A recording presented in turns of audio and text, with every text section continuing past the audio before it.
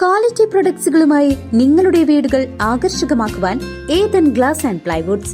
Interior രംഗത്ത് ഉറപ്പിന്റെ കഥ പറയും ഡെൻവുഡിന്റെ ഓതറൈസ്ഡ് ഡീലറായ ഏതനിൽ glass, plywoods, lock and hardware ഐറ്റംസുകളുടെ കമനീയ ശേഖരവുമായി വിശ്വസ്തയോടെ ഉറപ്പിന്റെ പര്യായമായി മേപ്പാടം മെളനാട് റോഡിൽ പ്രവർത്തിക്കുന്ന ഏതൻ ഗ്ലാസ് ആൻഡ് പ്ലൈവുഡ്സ്.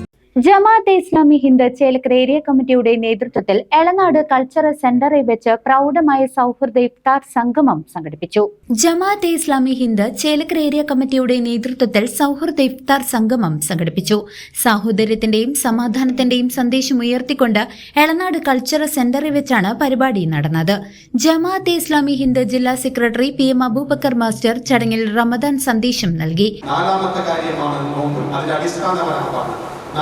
കാര്യം നോമ്പ്. ഈ നോമ്പ് കൊണ്ട് ഉദ്ദേശിക്കുന്നത് ഇവിടെ കുറച്ചൊക്കെ പറഞ്ഞു കഴിഞ്ഞു.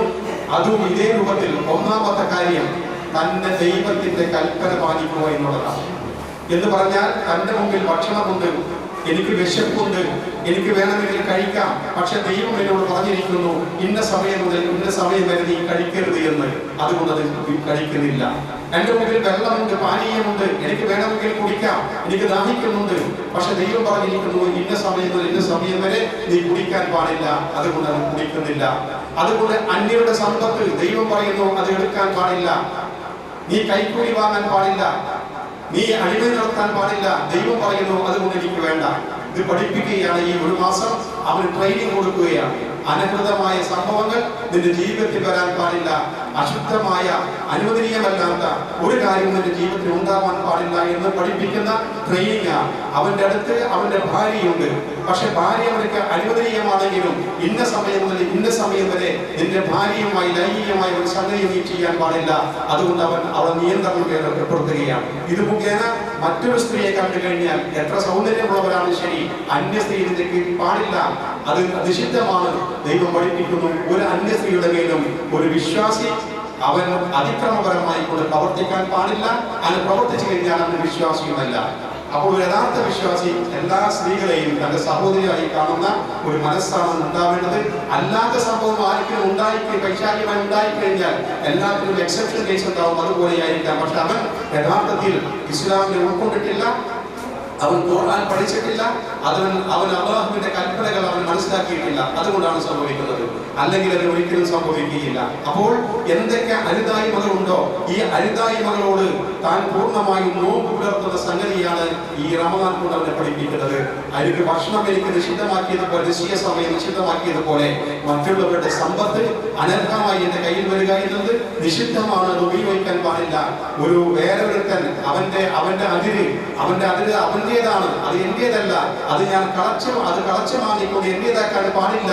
കാരണം അത് ദൈവം നിഷിദ്ധമാക്കിയതാണ് എന്ന ബോധം അവനുണ്ടാകുന്നു. അങ്ങനെ ഓരോ സംഗതിയും ഒരു സൊസൈറ്റിയിൽ ജീവിക്കുമ്പോൾ ഒരു മനുഷ്യനായി ജീവിക്കുവാൻ, നല്ല മനുഷ്യനായി ജീവിക്കുവാൻ എന്തൊക്കെ ഗുണങ്ങൾ വേണമോ അതൊക്കെ അവനെ ഈ റമദാൻ മുഖേന നോമ്പ് മുഖേന പഠിപ്പിക്കുകയാണ്. തന്നെയുമല്ല, തന്റെ സഹജീവി പട്ടിണി കിടക്കുമ്പോൾ അതിന്റെ പ്രയാസം എത്രമാത്രമാണെന്ന് പഠിപ്പിക്കുകയാണ്. ഇപ്പോൾ എനിക്ക് ശരിക്കും സംസാരിക്കാൻ പറ്റുന്നില്ല, കാരണം ഞാൻ നോമ്പിന്റെ അവസാന സമയമായതുകൊണ്ടുള്ള അവസ്ഥയാണ്. അപ്പൊ ഇതുപോലെയാണ് മറ്റുള്ളവൻ. അതുകൊണ്ടാണ് പ്രവാചകൻ പറഞ്ഞത്, നിന്റെ അയൽവാസി പട്ടിണി കിടക്കുമ്പോൾ നീ വയറു നിറച്ച് ഉണ്ണരുത് കേട്ടോ. അവൻ ആരായിരുന്നാലും, ഏത് മതക്കാരനായാലും, ഏത് വിശ്വാസിയാണെങ്കിലും, മതമില്ലാത്തവനായാലും ശരി, നീ വയറു നിറച്ച് ഉണ്ണാൻ പാടില്ല, നീ അത് പകർത്തി കൊടുക്കണം. ഏരിയ പ്രസിഡന്റ് CV ഷാജിയുടെ നേതൃത്വത്തിൽ നടന്ന ഈ ഒത്തുചേരലിൽ നിരവധി പേർ പങ്കെടുത്തു. ആത്മസംസ്കരണത്തിലൂടെ ജീവിത വിശുദ്ധി നേടുന്നതിനൊപ്പം സഹജീവികളെ കരുതേണ്ടതിന്റെ ആവശ്യകതയും ചടങ്ങിൽ ചർച്ചയായി.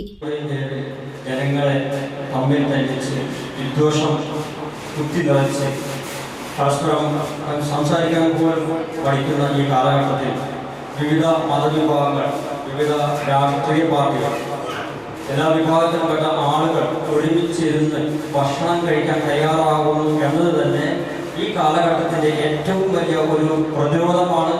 പരസ്പരം അംഗീകരിക്കാനും സൗഹൃദം പങ്കുവയ്ക്കാനും കഴിയുന്ന ഒരു വലിയ മനസ്സ് ഉള്ളിടത്തോളം കാലം കേരളത്തെ എന്നല്ല ഇന്ത്യയെ ഒരു വിദ്വേഷ ശക്തികൾക്ക് കീഴ്പ്പെടുത്താൻ കഴിയില്ല എന്ന് ഉറക്കെ പ്രഖ്യാപിച്ചുകൊണ്ട് ന്യൂസ് ഡെസ്ക് CCV.